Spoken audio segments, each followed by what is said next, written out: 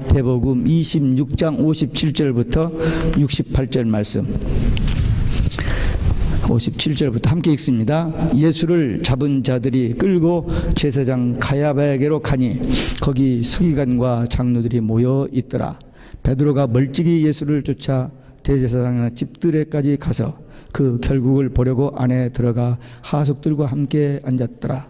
대제사장들과 온 공회가 예수를 죽이려고 그를 칠 거짓 증거를 찾으매 거짓 증인이 많이 왔으나 얻지 못하더니 후에 두 사람이 와서 가로되 이 사람의 말이 내가 하나님의 성전을 헐고 사흘에 지을 수 있다 하더라 하니 제사장이 일어나서 예수께 묻되 아무 대답도 없느냐? 이 사람들의 너를 치는 증거가 어떠하뇨 하되 예수께서 잠잠하시거늘 대제사장이 가로되 내가 너로 살아계신 하나님께 맹세하게 하노니 네가 하나님의 아들 그리스도인지 우리에게 말하라. 예수께서 가라사대 네가 말하였느니라. 그러나 내가 너희에게 이르노니 이 후에 인자가 권능의 우편에 앉은 것과 하늘 구름을 타고 오는 것을 너희가 보리라 하시니 이에 대제사장이 자기 옷을 찢으며 가로되 저가 참남한 말을 하였으니 어찌 더 증인을 요구하리요. 보라 너희가 지금 이 참남한 말을 들었도다. 생각이 어떠하뇨? 대답하되 저는 사형에 해당하니라 하고 이에 예수의 얼굴을 침뱉으며 주먹으로 치고 혹은 손바닥으로 때리며 가로되 그리스도야 우리에게 선지자 노릇을 하라. 너희 친자가 누구냐 하더라. 아멘. 할렐루야.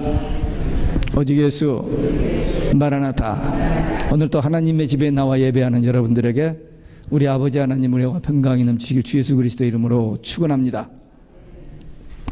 예수님께서 종교의 재판을 받는 장면입니다. 그때 그 공회의 모습은 타락한 종교 모습을 보여줍니다. 예수님을 잡은 자들이 대제사장 가야바 집으로 갔더니 그곳에 이미 사람들이 모여 있었습니다. 이들을 사내들인 공회라고 합니다. 종교 최고 지도자들이 모인 오늘날로 말하면 총회와 같은 그런 회입니다. 이 총회는 당시 타락한 종교인들의 모습을 대변하는 것으로서 신앙이 제일 좋아야 할, 경건해야 할 지도자들인데 그 타락이 역사상 가장 무서운 살인자로 그런 모임으로 변질되어 버리고 말았습니다. 오늘 공회 앞에서 재판받으신 예수님이라는 제목으로 이 본문을 통해서 오늘 이 시대를 살아가고 있는 우리에게 주님께서 주시는 그 메시지, 하나님의 말씀을 함께 받겠습니다. 첫째, 거짓 증인을 세운 불법 재판이었습니다. 예수를 잡은 자들이 예수님을 가야바 집으로 데리고 갔더니 거기 사람들이 모여 있었어요. 근데 여기서 이제 예수님을 신문하는 재판이 벌어졌는데 이 재판은 불법 재판입니다. 왜? 재판하는 시간이 있고 장소가 있습니다. 근데 그 장소도 아니고 시간도 아닙니다. 비밀리에 비공개적으로 모인 불법 집회입니다. 그리고 이미 사형 언도를 내려놓고 죽이기로 작정을 해놓고 이렇게 그 각본대로 그 과정을 이렇게 각본에 맞춰서 좀 재판을 진행하고 있었습니다. 사실은 무서운 심판을 받고 벌을 받아야 할 그들이 오히려 죄 없으신 예수님을 재판하면서 불법으로 몰고 가고 처형하려고 하는 그 타락한 종교의 모습을 보여주었습니다. 이건 그때나 지금이나 똑같습니다. 그때 최고의 종교 지도자들이 가장 경건한 척하고 가장 성경 박사들이고 가장 릴리저스라고 한 그들이 이렇게 무서운 죄를 범하는 것처럼 오늘날도 대단한 종교 지도자들이, 세계적인 종교 지도자들이 모여서 하는 것은 하나님의 뜻 정반대, 기독교 신앙하고는 전혀 반대되는 거꾸로 일을 하고 있는 우리 현실의 모습을 봅니다. 61절에 보면 거짓 증인이 이르렀어. 이제 증인들을 여러 대는데 다 안 맞는 건데 그 중에서 두 증인이 나타나서 하는 말이 내가 그 예수님이 하신 말씀이라고 하면서 하나님의 성전을 헐고 사흘 동안에 지을 수 있다 하더라. 그렇게 증언을 했습니다. 이들은 예수님이 그 말씀하신 그 뜻을 이해하지 못하고 자기 무식을 폭로하면서 이렇게 증거를 했습니다. 예루살렘 성전이 무너진다는 것은, 헐린다는 것은 있을 수 없는 일입니다. 솔로몬이 7년에 걸쳐서 지은 성전이요, 바벨론 포로로 잡혀갔다가 돌아와서 2차 성전을 지을 때 20년 걸려서 지은 성전입니다. 그리고 헤로드 왕이 유대인들의 관심을 사기 위해서 BC 19년부터 27년까지 46년 동안 보수를 해서 그야말로 의리의리하게 잘 지어놓은 성전인데 그게 무너졌다가 사흘에 다시 짓는다. 이건 말이 되지 않는 거예요. 근데 왜 예수님은 이것을 자기 몸, 성전된 자기 몸이 죽었다가 사흘 만에 부활하신다는 그 얘기를 이렇게 비유를 들어서 얘기했는데 그 말을 알아들을 리가 없죠. 못 알아들은 겁니다. 그러면서 그 말을 가지고 이렇게 고소를 했던 것입니다. 예수님의 재판에 거짓 증인을 세운 것은 오히려 예수님의 무죄성과 성결성을 입증하여 줍니다. 신명기 17장 6절에 보면은 두 증인만 있으면 사형을 시킬 수 있었습니다. 어떤 사람이 결정적인 잘못을 저질렀어요. 근데 증인이 없으면 할 수 없어요. 근데 증인이 두 사람만 있으면 사형을 시킬 수 있었어요. 그 증인이라는 게 그렇게 중요합니다. 예수님을 죽이기 위해서 이 타락한 공의가 두 증인을 세운 것입니다. 그러니까 노매러 다른 사람이 어쨌든 이 두 사람이 이렇게 죄를 지적하면 죽게 되는 거예요. 근데 출애굽기에서 보면은 그 물론 구약에서 짐승을 잡아서 제사를 드릴 때 흠없는 짐승을 잡아야만 합니다.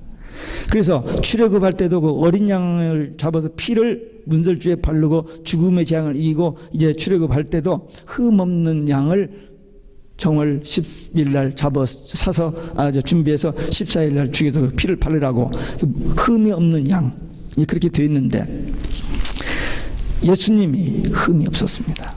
사내들인 공회에서 저들이 죄를 지적했지만 그 변호인들이 아니라 거짓 증인들이 했습니다만 죄가 성립이 안 되었고 나중에 빌라도 법정에 가서 빌라도가 재판을 하는데도 죄를 찾아낼 수가 없는 거예요. 그래서 예수님 죄 없다 나는 용서하겠다고 손을 씻어버리는 그런 흠이 없는 죄가 없는 예수님이었습니다. 죄를 찾지 못했어요. 그러니까 예수님은 무흠한 흠이 없는 어린 양, 그걸 여기서 증거하는 거예요. 그러니까 이게 하나님의 말씀 성경입니다. 그러니까 이런 그 악한 사람들이 이렇게 예수님을 죽이려고 하는 그런 그 과정 속에서도 하나님의 놀라운 비밀이 거기 숨겨져 있는 거예요. 죄 없으신 하나님의 아들인 것을 여기서 증명한 거예요. 요한일서 3장 5절에 보면 그가 우리 죄를 없애려고 나타나신 것을 너희가 아나니 그에게는 죄가 없느니라. 예수님은 죄가 없으셨습니다. 인간들이 말하는 죄 이런 게 없었어요. 그런데 죄 없으신 예수님이 십자가에서 죽으셨는데 그건 자기 죄 때문에 죽은 게 아니고 인류의 죄를 대신, 세상 죄를 대신 지시고 죽어 주신 것입니다. 당시 이 종교 지도자들은 죄가 얼마나 많은지 모르네요. 독사의 자식들이라고 했잖아요. 네. 그렇게 죄가 많은, 겉은 회칠했지만 속은 송장 냄새가 나는 그런 허위 이성 속에 살던 그런 종교인들. 그러나 예수님은 죄가 없으셨습니다. 죄가 없는 진정으로 영원한 제사장 되신 모든 인류를 대신해서 단번에 그 제사를 드림으로 우리 인류를 구원하시는 하나님의 어린 양이셨습니다. 이걸 그때 당시 사람들은 다 몰랐어요. 그런데 이 십자가의 사건과 부활 사건 이후에 성령 강림에 의해 이 놀라운 비밀이 깨달아졌고 사도들을 초대교회 성도들 통해서 전해졌고 우리는 이 복음을 들을 때에 이 말씀을 받을 때에 성령의 감동으로 이게 참된 복음인 것이 깨달아지고 믿어져서 지금 우리가 이런 복된 신앙생활을 하고 있는 것입니다. 그러니까 우리는 예수님만이 하나님의 아들이시요 영원한 대제사장 그리스도의 신, 흠없는 어린 양 되신 그리스도의 심을 믿고 확신하고 그리고 온 세상 사람들에게 증거하는 증인들이 되어야 될 줄로 믿습니다. 두 번째, 예수님의 침묵입니다. 63절에 보니까 예수께서 잠잠하시거늘 유대 종교 지도자들이 거짓 증인들을 세워서 많이 이렇게 고소를 합니다. 근데 예수님께서 한마디도 대꾸를 안 넣는 거예요. 이런 죄 저런 죄 하면 난 그렇지 않다 변명을 해야 하는데 그런 말을 하나 하지 않고 가만히 계세요. 예수님이 침묵을 지키셨어요. 그 침묵하신 그 이유가 세 가지 면이 있는데, 첫째는 왕적 침묵입니다.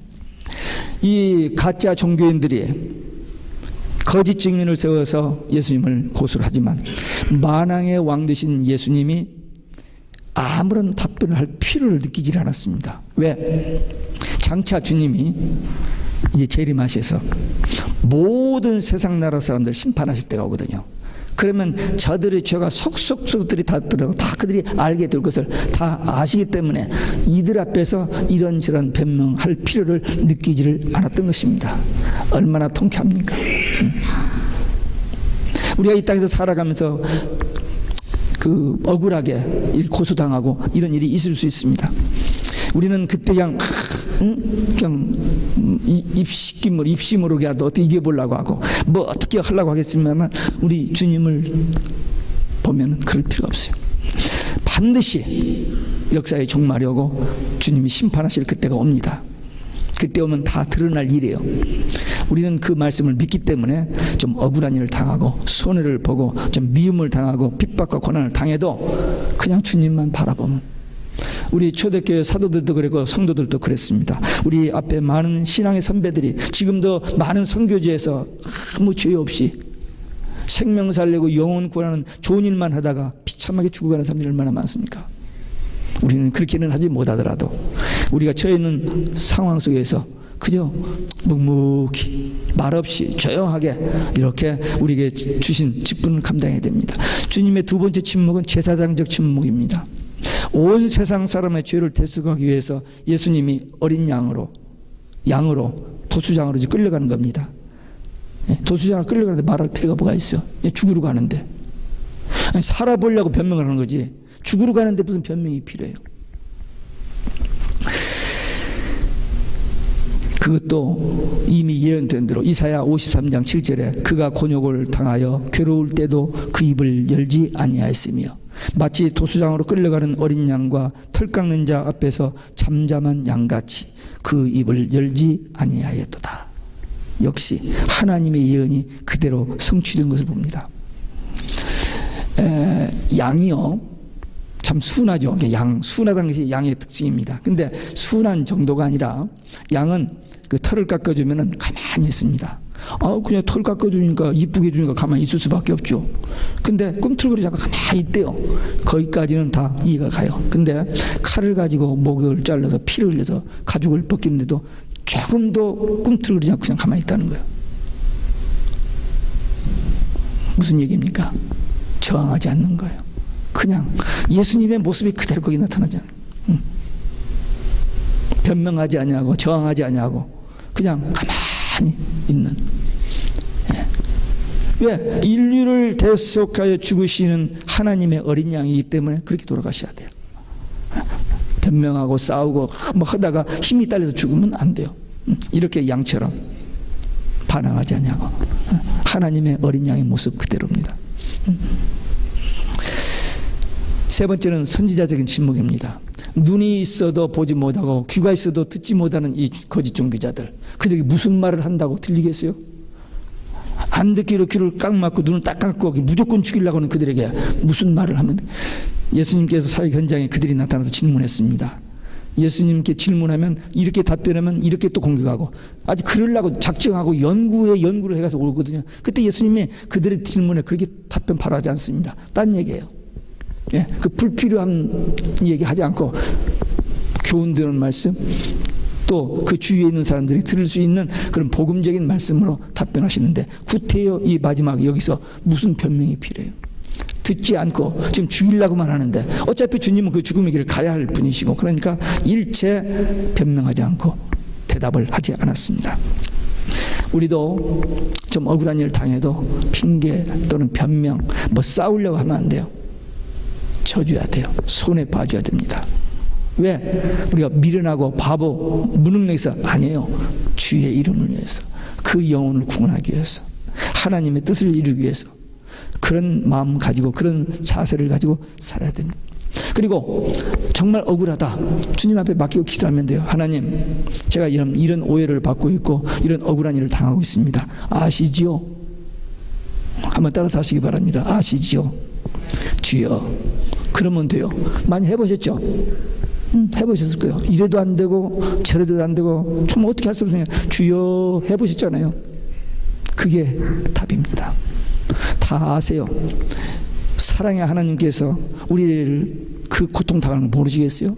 다 아십니다. 그럼에도 불구하고 그 과정을 통해서 성숙해지는 더 하나님 앞에 기도하는 그 어려움을 통해서 환난을 통해서 우리가 더 담대해지고 용맹스러운 신앙이 될 수 있기 때문에 그걸 허락하시는 경우들이 있습니다.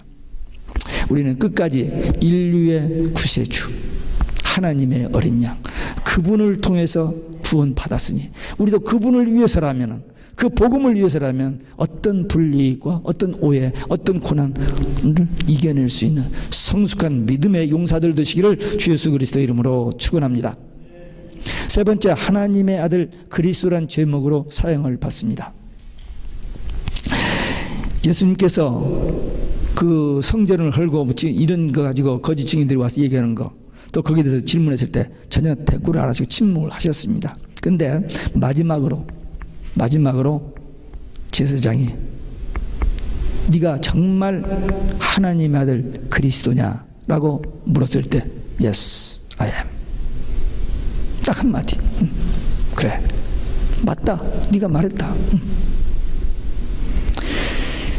그러니까 지금 이 말을 하면 사형당할 것을 다 아시잖아요. 그 말을 받아내고 사형시키려고 작전 짜고 오고 이 앞에 한 것을 다 둘러리고 이 진짜로 이제 대제사장이 물어가지고 이걸로 이제 결판을 내려고 하는데 다 아시면서도 예수님께서 I am. 그렇게 당당하게 말씀하셨습니다. 인 것을 아니라고 할 수 없고 아닌 것을 이라고 할 수 없잖아요. 그러니까 사실대로 You said so. Yeah, I am. 예수님 메시아 그리스도십니다. 하나님의 아들이심을 당당하게 이제 인정한 거예요. 왜? 사형 준비 다 됐으니까. 다니엘서 보면요, 포로로 잡혀간 다니엘이 그 나라의 국무총리가 됐어요. 얼마나 시기 질투가 많았겠어요. 어떻게 하면 죽일까? 그런데 죄를 발견할 길이 없는 거예요. 그래서 연구에 연구를 더해서 찾아낸 것이 뭐냐면 다니엘은 맨 기도하잖아요. 그러니까 어떻게든 기도를 못하게 하겠다 해가지고는 법을 하나 만들었는데 누구든지 한 달 안에 누구에게 기도만 하면 사작으로 집어넣기로 말도 안 되는 법을 만들었어요. 통과시키는. 근데 다니엘은 그걸 다 알지 않아요. 저들이 자기를 죽이려고 하는 거 다 아는데도 그냥 기도합니다. 그래서 잡아다가 사작으로 던졌어요. 살아나지 않아요. 피하려고 하지 않았습니다. 그 과정을 통과했습니다. 예수님 메시아 그리스도이심을 이제 예스라는 그 간단한 대답으로 시인하고 이제 중범죄로 사형당하게 됩니다. 근데 여기에 또 결정적인 그 의미가 숨겨져 있어요.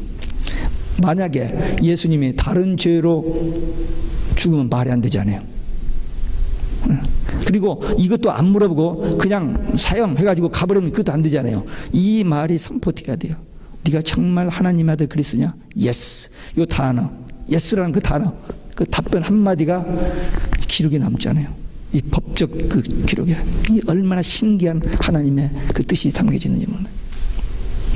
아유 크리스찬, 너 정말 오직 예수냐? 그 말 안 하고 죽여버리면 정말 억울한데 그 말을 물어보고 우리한테 사형이 온다. 그러면 그 기록이 남는 거고 정말 우리가 승리하는 길입니다. 예수님이 이 말 묻지 않고 그냥 사용시킬 수 있어요? 얼마든지. 근데 이 말을 물어보고 답변을 하고 기록해놓고 사용해요. 이게 놀라운 비밀이 여기 담겨져 있고, 또 한 가지는 64절 다시 한번 읽겠습니다. 64절을 같이 한번 다시 소리내서 정확하게 또렷또렷하게 읽고 그 속에 어떤 것이 눈에 보이는지 한번 눈을 크게 뜨고 한번 보시기 바랍니다. 64절 함께 읽습니다. 예수께서 가라사대 네가 말하였느니라. 그러나 내가 너에게 이르노니 이후에 인자가 권능의 우편에 앉은 것과 하늘 구름을 타고 오는 것을 너희가 보리라 하시니, 저들의 그 여러 질문에 답변도 않고 있다가 마지막으로 그리스도냐? 그러니까 예스 해놓고 그 다음에 예수님이 한마디 붙인 것이 이 64절 말씀입니다. 얼마나 놀라운 말씀인지 몰라요.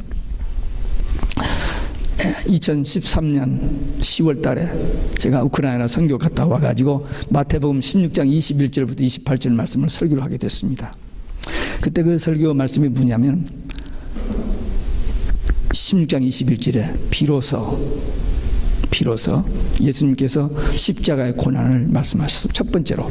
그러니까 주는 그리스도시요 살아계신 하나님의 아들이시니다 하는 그 신앙, 베드로의 신앙 고백을 들으시고 예수님께서 비로소 십자가의 고난 받으실 것을 얘기했어요. 그랬더니 베드로가 깜짝 놀라서 주여 그리하지 마소서 하다가 사탄아 물러가라고 책망을 받았죠. 근데 그 패러그랍, 예수님께서 비로소 처음으로 십자가 고난을 이야기하신 그 패러그랍 21절부터 28절이 있는데 27절에 제 눈에 들어온 게 있었어요. 예수님이 재림에 대한 이야기를 거기서 언급하십니다. 그게 처음으로 십자가, 지금 제자들은 예수님을 열심히 따라다니는 이유는 성공 출세하라고 따라다녔거든요. 근데 십자가에 죽으신다고 하니까 그러지 말라 했는데 그 십자가의 첫 번째 예고하는 그 같은 패러그랍 안에 27절에 예수님이 재림이 얘기가 나와요. 그래서 깜짝 놀라서 제가 뒤졌어요. 또 성경을 뒤졌더니 예수님 십자가에 대한 예고가 4번 나와요. 마태복음에 4번 나오는데 동시에 예수님의 재림이 이야기도 4번 나오는 건데 이게 4번째입니다. 26장 64절에 지금 몇 시간 후면 죽을 사람인데 뭐 하나님 보좌에 있다가 뭐 구름 타고 어쩌고 이거 완전히 정신이 이렇게 생각할 수 있는 그런 상황입니다. 그런데 분명히 예수님께서 그 법정에서 이렇게 이야기했고 그 기록으로 남은 이 말씀, 네. 예수님이 십자가, 예수님의 부활, 예수님의 승천, 예수님의 재림, 복음입니다. 완전한 복음에 빼놓을 수 없어요. 근데 어떤 사람은 이 재림은 덮어두래요. 위험하니까 덮어두래. 목사들이 그런다니까요. 목사들이 위험하니까 저한테 계시록 덮어두래요. 성경의 결론이 뭐죠? 예수님의 재림입니다. 여러분들 반복해서 들은 얘기입니다. 성경 제일 마지막 페이지, 마지막 장, 마지막 페이지에 내가 속히 오르니, 내가 속히 오르니, 내가 속히 오르니. 그게 성경의 결론이요. 예수님의 마지막 말씀입니다. 예수님의 재림. 속히란 말이 뭡니까? 신랑 되신 예수님이 신부된 우리 교회를 데리러 오시는 그 뜨거운 사랑의 그 음성인데 그 말씀에 대해서 우리는 아멘 주 예수여 오시옵소서 마라나타인데 이 신앙을 무너뜨리는, 정말 오직 예수 이 마라나타 신앙을 무너뜨리는 지금 세상이 됐잖아요. 오직 예수는 죽인다고 하잖아요. 예수님이 재림 없다고 하잖아요. 참 무서운 세상입니다. 그런 우리는 누가 말해도 제가 지금 계속해서 반복해서 하는 이유는 그거예요. 이 상황, 우리 앞에 이게 오는데 이때 배도하지 말라. 온 세상이 다 배도해도 끝까지 우리는 오직 예수, 그 신앙의 절개 지키는 자들은 신랑 예수를 만나고 그 신앙 정조 버리는 여자 교회는 여자거든요. 여자입니다. 여성 대명사로 써요. 그 성도는, 그 교회는 주님 못 만납니다. 주님이 신부를 데려오는데 딱 한 가지예요. 머리 화장 잘하고 좋은 옷 입고 목걸이 한 가지, 오직 예수. 그 신앙인데 그걸 지금 하면 죽인다고 하니 어떡합니까? 춘향이가 너 죽인다고 해도 그냥 이도령 기다렸는데 마침내 이도령이 나타나잖아요. 약속대로 왔잖아요. 우리도 끝까지 오직 예수 신앙 가지고 있는 우리에게 신랑 되신 예수님이 오실 때가 옵니다. 그 신앙 가야만 돼요. 여기 66절에 보니까 예수님이 그 말씀 하시고 나니까 대제사장 더 이상 듣고 싶지 않으니까 야 너희 생각은 어떠냐 그랬더니 사형에 해당합니다. 미리 다 짜고온 거니까 짜고니까 재판 끝 이제 마무리 짓습니다. 제사장 바른 법을 가지고 바르게 행사해야 할 그 사람이 인류의 구세주이신 예수님 하나님의 아들을 그냥 얼렁뚱땅 연기로 해가지고 막 몰아쳐가지고는 예스 노 허락해가지고는 사형 언도를 내리는 참 무서운 그 일을 그 권세를 가지고 그 직위를 가지고 오용해서 이런 범죄를 하게 됩니다. 67절 68절에 보니까 예수님이 당하시는 그 수치스러운 침을 뱉고 손바닥으로 손으로 뺨을 치고 여러분 한번 그런 경험이 있어요? 누구한테 뺨 한번 탁 맞아본 경험이 있어요? 뺨을 탁 맞으면 여러분 착해서 안 맞아봤겠죠? 근데 이제 한번 뺨을 탁 맞으면 그 다음에 눈에서 뭐가 나오죠? 불이 튀기죠. 한번 맞아봐요. 언제 가서 누구한테. 착한 사람도 눈이 퍼쩍하면서 불이 퍼쩍 나가게 돼 있어요. 그러면 그때 뭐가 옆에 있으면 집어 던지거나 찔르거나 쏘거나.